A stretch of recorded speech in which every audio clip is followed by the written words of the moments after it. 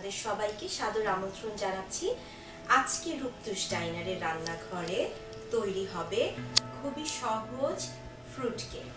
Fruit cake তৈরির জন্য যা আমাদের প্রয়োজন হবে, এখানে ফ্রুট আছে, ড্রাই ফ্রুট পাঁচমিশালি, এটা আপনারা যে কোনো জেনারেল স্টোরেই পেয়ে যাবেন।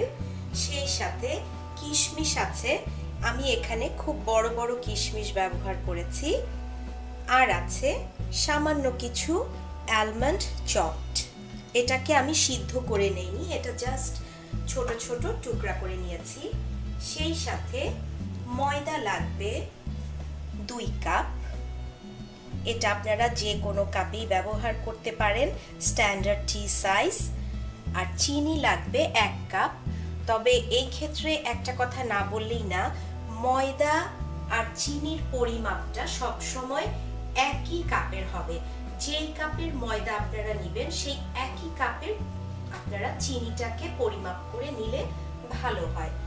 ডিম লাগবে 3টা। আর এখানে বেকিং পাউডার আছে 1 চায়ের চামচ। আর ভ্যানিলা সুগার আছে 1 টেবিল চামচ। সেই সাথে ভ্যানিলা এসেন্স লাগবে 1 টেবিল চামচ। আর গরম পানি লাগবে 1 টেবিল চামচ। আর এই পুরো ফ্রুট কেকটাতে আমি কোনো বাটার ব্যবহার করছি না, বাটারের বদলে আমি রেগুলার খাবারের যে তেল আছে সেই তেলটা ব্যবহার করব 1/2 কাপ। আর তেলের ক্ষেত্রেও আমি বলবো, যেই কাপে আপনারা ময়দা আর চিনিটা মেপে নেবেন সেই একই কাপের 1/2 কাপ তেল আপনারা নেবেন। প্রথমেই আমি ডিমগুলোকে খুব ভালো করে ফেটে নিব। আর সেই সাথে আমি আমার ওভেনটাকে 175 ডিগ্রি সেলসিয়াসে অন করে দিয়েছি।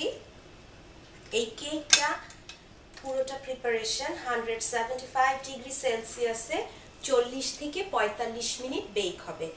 এখন আমি ডিমটাকে ভালো করে ফেটে নিচ্ছি।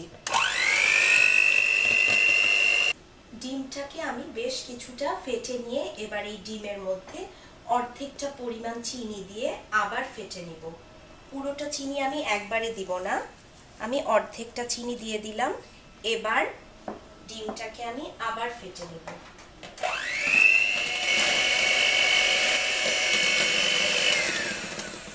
এবার বাকি অর্ধেকটা চিনি আমি এই ডিমটাতে দিয়ে দিচ্ছি, দিয়ে আবার ভালোভাবে, খুব ভালোভাবে এটা ফেটে নিতে হবে।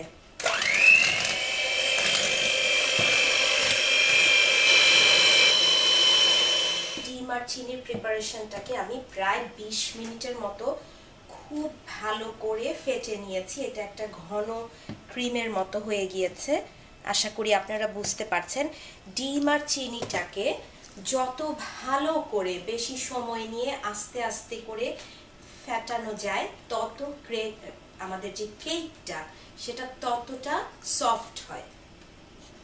আর বেকিং পাউডার তো অবশ্যই কেকটাকে বেশ ফোলানোর কাজ করে, কিন্তু ডিমটা আর চিনিটা ফেটানোর উপরে নির্ভর করে আপনার কেকের সফটনেস।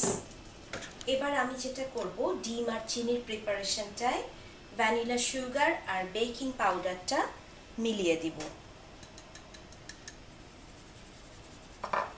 ভালো করে ছাঁকনি দিয়ে ছেঁকে ছেঁকে দিলে এটার কনসিস্টেন্সটা খুব ভালো হয়, না হয় অনেক সময় একটু চাকা চাকা হয়ে থাকে।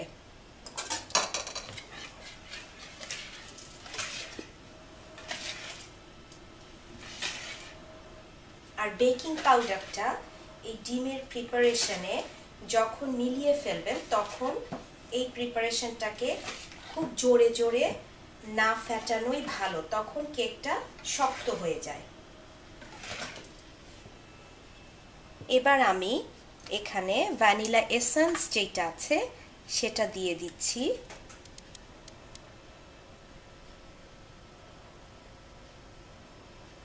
এক টেবিল চামচ। সেই সাথে গরম পানি যেটা, সেটাও আমি 1 টেবিল চামচ দিয়ে দিচ্ছি। আপনারা গরম পানির বদলে 1 টেবিল চামচ গরম দুধও ব্যবহার করতে পারবেন। আবার এটাকে খুব আস্তে আস্তে মিলাতে হবে।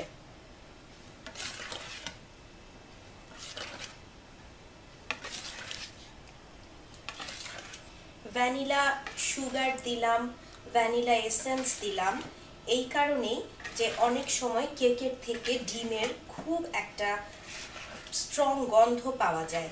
তো আপনারা যদি একই সাথে ভ্যানিলা সুগার আর ভ্যানিলা এসেন্সটা ব্যবহার করেন তখন কেকের থেকে ওই গন্ধটা, ডিমের গন্ধটা পাওয়া যায় না।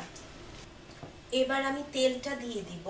তেলটা বলেছি আপনাদের হাফ কাপ, আমি এখানে চোখের আন্দাজেই হাফ কাপ তেল দিয়ে দিলাম। যেহেতু আমি বাটার ব্যবহার করছি না তাই তেলটা একটু বেশি করে দিলাম।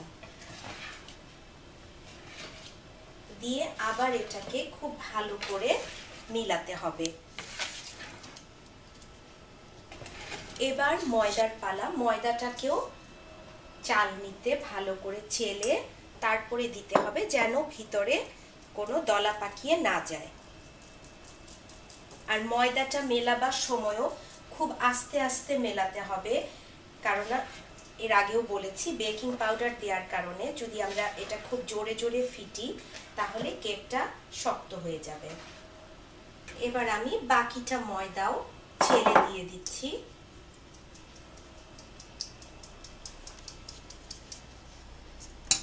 তারপরে এটাকে আবার আস্তে আস্তে মিশাতে হবে। এখন যেটা আমাদের করতে হবে, এই বেকিং প্যানটাতে, ফর্মটাতে ভালো করে চারপাশে খাবারের যে বাটার আছে সেটা লাগিয়ে ফেললাম যাতে কেকটা লেগে না যায়।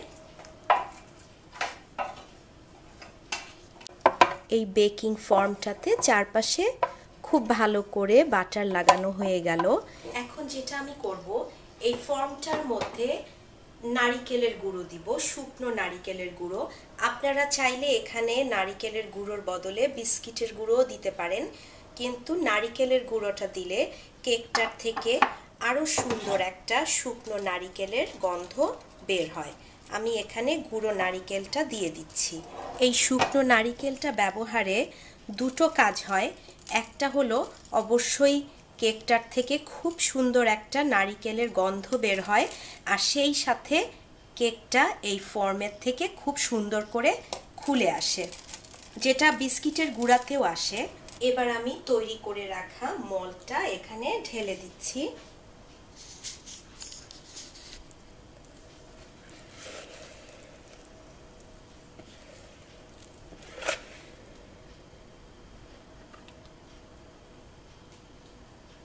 কেকের মোলটা এটাতে আমি ফর্মে ঢেলে দিলাম। ঢেলে দিয়ে একটু নেড়ে চেড়ে এটাকে সমান করে নিতে হবে। এটার কাজ শেষ হয়ে গেছে। একটা মজার কথা শেয়ার না করলেই না, আমার মেয়েরা কেকের চেয়েও এই যে এই কেকের ফর্মে লেগে থাকা মোলটা, এটা চেটে পুটে খেতে খুবই পছন্দ করে। আর যেটা আপনারা অবাক হচ্ছেন, ড্রাই ফ্রুট কেক আমি এখনো কোনো ফ্রুট কেকের মধ্যে মিলাইনি। সেটা নিশ্চয়ই আপনারা এতক্ষণে অবাক হয়ে গিয়েছেন। না, আমি এটা এখন মিলাবো না। কেকটাকে 15 মিনিট আমি বেক করে তারপরে ওপরে আমি এই ড্রাই ফ্রুটগুলো দিয়ে দিব। কেননা একসাথে যদি আমি ফ্রুটগুলো মিলিয়ে দেই, কেকটা বেক হবার সময় সব ফ্রুটগুলো নিচে যে আটকে যায়, তখন এই ফর্মটা থেকে কেকটাকে যখন আমি ঢেলে ফেলবো কেকটা ভেঙে যায়।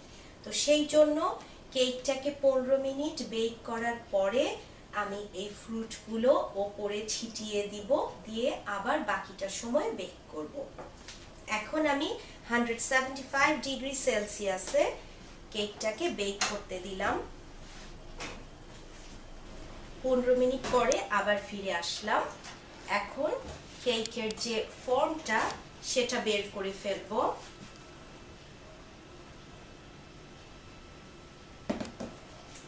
কেকটা বেশ খানিকটা ফুলে গেছে।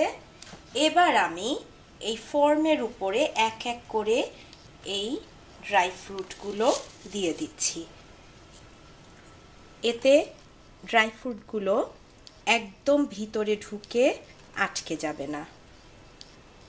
সেই সাথে এখন দিয়ে দিচ্ছি আমি কিশমিশ,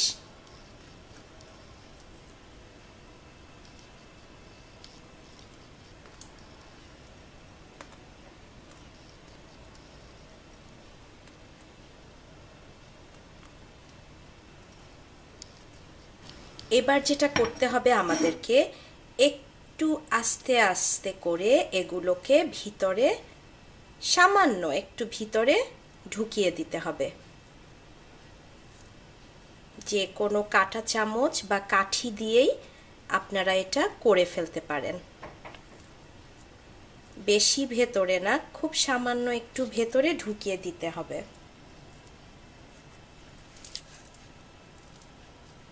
এবার আমি এই ড্রাই ফ্রুটগুলো দিয়ে দিচ্ছি উপরে।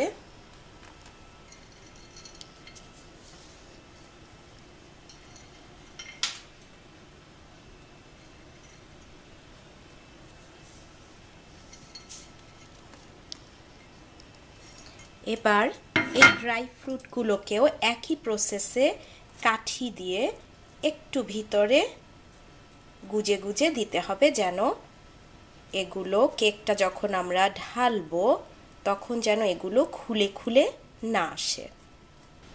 এবার এই কেকের ফর্মটাকে আবার ওভেনের ভিতরে দিয়ে দিব, দিয়ে বাকি সময়টা আমি বেক করে নিব।